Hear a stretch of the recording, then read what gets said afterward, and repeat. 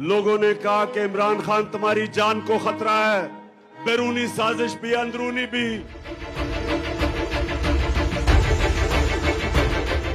গত কয়েকদিন ধরেই ইমরান খানের মৃত্যুর গুঞ্জনে উত্তাল হয়ে উঠেছিল গোটা পাকিস্তান। এমনকি তার বোনদের এবং তার দল পিটিআই এর সমর্থকদের কারাগারে দেখা না করতে দেয়া যেন সেই গুঞ্জন আরো জোরালো হয়েছিল। কিন্তু পরে সেই আদিয়ালা কারাগারে তার বোন ডক্টর উজমা খানকে দেখা করতে দেয় অবশেষে সেই গুঞ্জনের অবসান হয়েছে এবং নিশ্চয়তা মিলেছে যে ইমরান খান জীবিত আছেন। তবে গুঞ্জনের অবসান হলেও যেন জন্ম নিয়েছে নতুন এক বিতর্ক। কারাগারে তার সঙ্গে কি ঘটেছে, এবার সেই ভয়াবহ সত্য ফাঁস করেছেন তিনি নিজেই।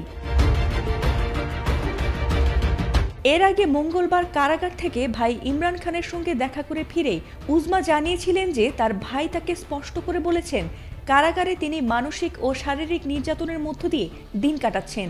আর সেই অভিযোগই আরও জোরালো হয়ে ওঠে বুধবার রাতে যখন ইমরান খানের অফিসিয়াল এক্স অ্যাকাউন্ট থেকে প্রকাশিত হয় 2 খণ্ডের 2টি পোস্ট। আর দীর্ঘ সেই পোস্টে পাকিস্তানের সাবেক প্রধানমন্ত্রী নিজের অবস্থাকে তুলে ধরেছেন পুরোপুরি বিচ্ছিন্নতা ও বন্দিত্বের চরম রূপ বলে। এক্স হ্যান্ডেলে ইমরান দাবি করেছেন তাকে এমন সেলে রাখা হয়েছে যেখানে গত 4 সপ্তাহে একজন মানুষের সঙ্গেও শব্দ বিনিময় হয়নি।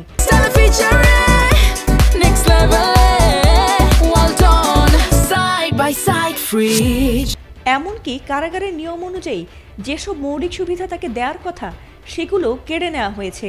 এ সময় তিনি আরও গুরুতর অভিযোগ তোলেন সেনাপ্রধান ফিল্ড মার্শাল আসিম মুনিরের বিরুদ্ধে। তার নির্দেশেই নাকি তাকে এবং তার স্ত্রী বুশরা বিবিকে সাজানো মিথ্যে মামলায় আটকে রাখা হয়েছে। ইমরানের ভাষায় আসিম মুনির শুধু রাজনৈতিক প্রতিপক্ষই নন, তিনি নাকি মানসিকভাবে অস্থিতিশীল এবং তার নীতি পাকিস্তানকে ভয়াবহ অস্থিতিশীলতার দিকেই ঠেলে দিচ্ছে। পোস্টে ইমরান সরাসরি অভিযোগ করেন বর্তমান সেনাপ্রধানের সিদ্ধান্তের কারণেই দেশজুড়ে সন্ত্রাসবাদ আবারও মাথাচাড়া দিয়েছে, আফগানিস্তানের সঙ্গে উত্তেজনা তৈরি হয়েছে, আর পশ্চিমাদের খুশি করতেই নাকি নেওয়া হয়েছে ড্রোন হামলার মতো ঝুঁকিপূর্ণ পদক্ষেপ। এদিকে এই পোস্টটি তীব্র আলোড়ন তুলেছে নেটিজেনদের কাছে, কারণ এ পোস্টের মাধ্যমে তিনি তার প্রতি হওয়া রাজনৈতিক প্রতিহিংসার কথা অবশেষে সকলকে জানানোর সুযোগ পেয়েছেন। আর এমনটা ভবিষ্যতে পাকিস্তানের রাজনীতিতে প্রভাব ফেলবে বলে মনে করছেন বিশ্লেষকরা। ফাতিমা সুলতানা, এটিএন বাংলা।